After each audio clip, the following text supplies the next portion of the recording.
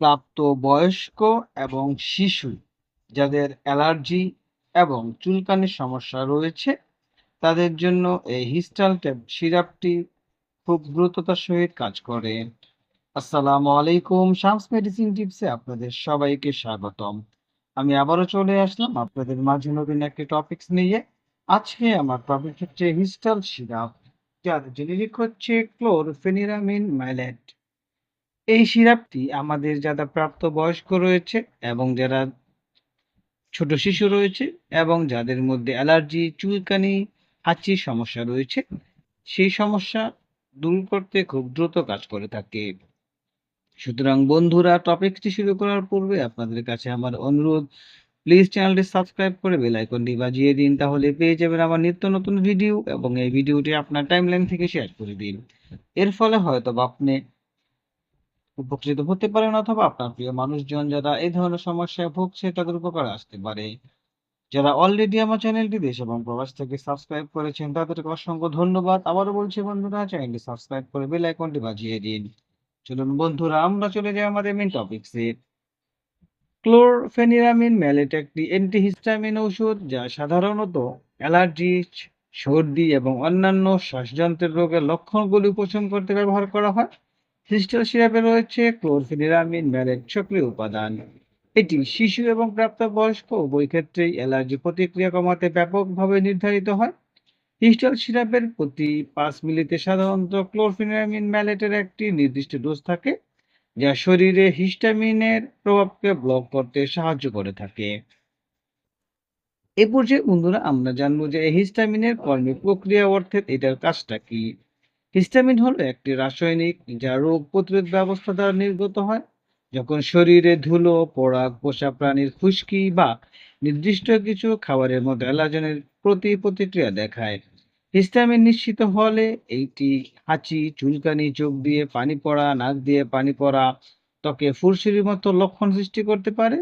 Chlorpheniramine mallet histamine রিসেপ্টরগুলিকে block করে কাজ করে এই অ্যালার্জির লক্ষণগুলি বিকাশ এবং তীব্রতা হ্রাস করতে বাধা দেয় এই হিস্টামিন সিরাপটি।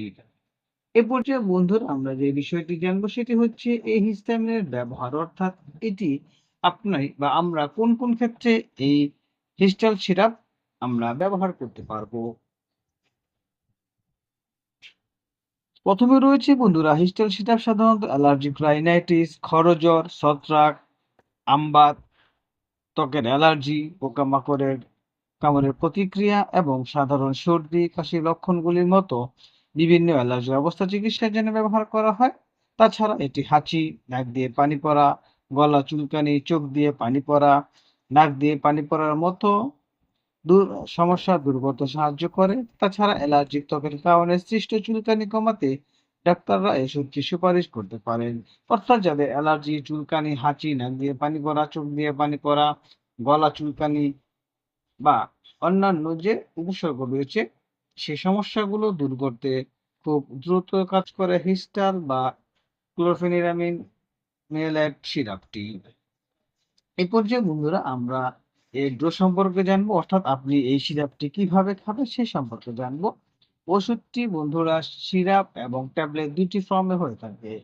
তবে ওষুধের সিরাপ ফর্মটি ব্যবহার করা সহজ করে তোলে বিশেষ করে শিশু বা ব্যক্তিদেরকে যাদের ট্যাবলেট গিলতে অসুবিধা হয়, অর্থাৎ যারা ট্যাবলেট গিলে খেতে পারেন না তাদের জন্য এই সিরাপ ফর্মটি রয়েছে।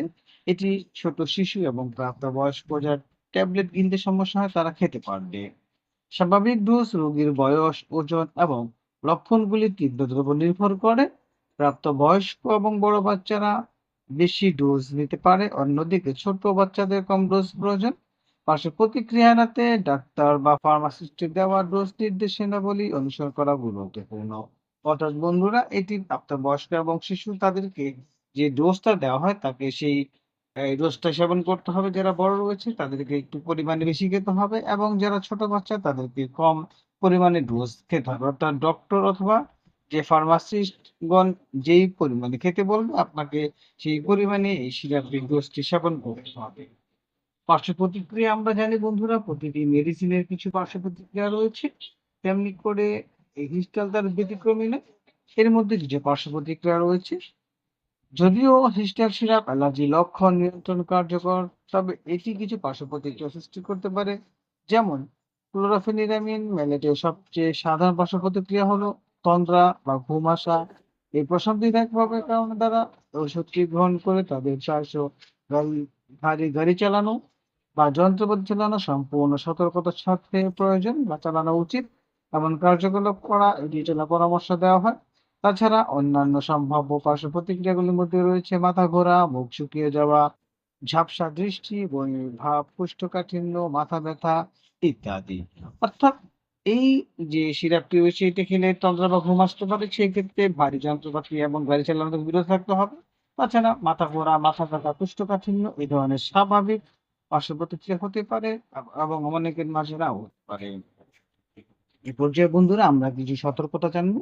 যদি আমরা মেডিসিনটি সেবন করবো সেই সম্পর্কে কিছু সতর্কতা অবশ্যই আমাদের জানা উচিত। যেমন ক্রিস্টাল সিরাপ ব্যবহার কিছু সতর্কতা বিবেচনা নিতে হবে আমাদের।